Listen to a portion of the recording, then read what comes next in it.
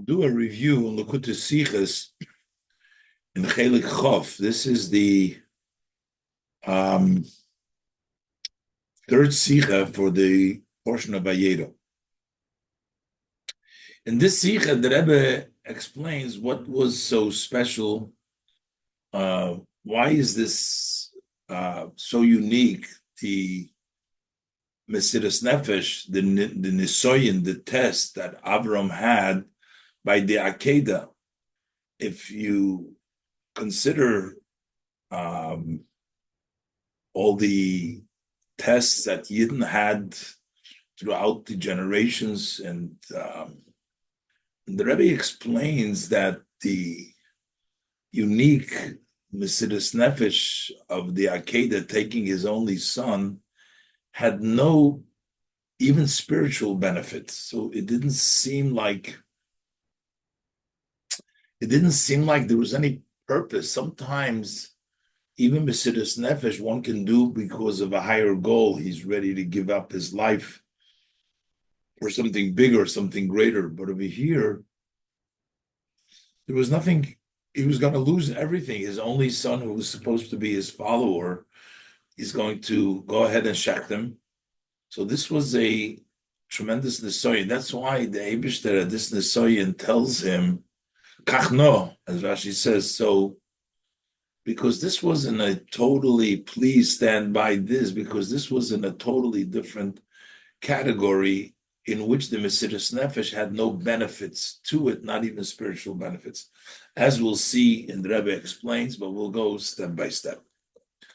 Vayera Gimel, Aleph, B'shayches zum Nisoyin ha'akedah, in connection to the test of Akedah, the binding of Yitzchak, was his given der center von der Asor Nisyonis.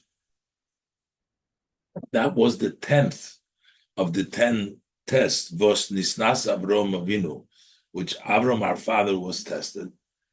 Zog the Gemara, so the Gemara says about this last 10 final test, Ados was der Eibishter had gesagt zu Avram. So Avram, this that Hashem says to Avram, Kach no has been chogamer. Please, doesn't just say Kach has been take your son, but he says, please take your son. No. Loshen bakoshe, a question of request. Main zu zogun, what it means to say is, the Gemara says that you've had many tests and you were able to withstand them all. Please stand by this one. You see, sicha, I've tested you with many tests. And you were able to withstand them all. Now, I want you to stand by this test, so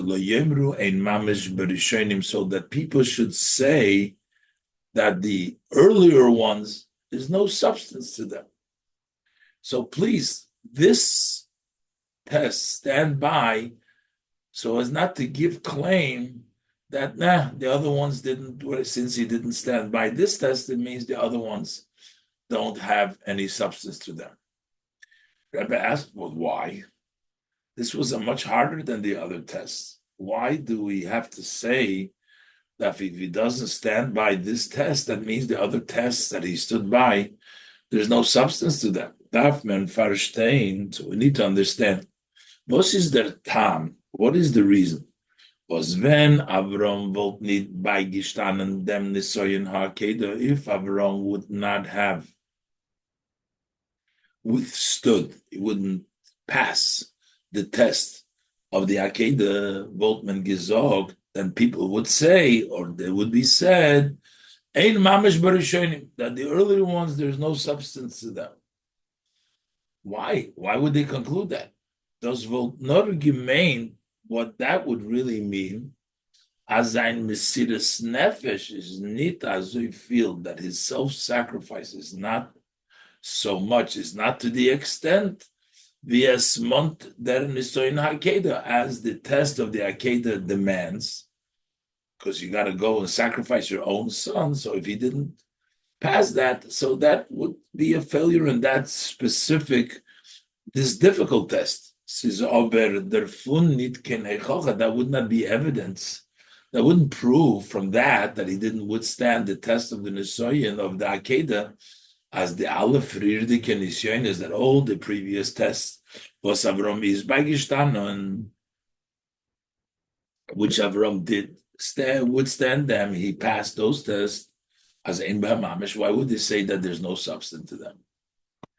Especially, this is to be a very difficult bifrat, especially as the Nisoyin HaAkedah is given a Nisoyin Kosher B'Yesod, that the test of the Akedah was a very difficult test. So if he failed this one, why would this show that the earlier tests have no substance to them?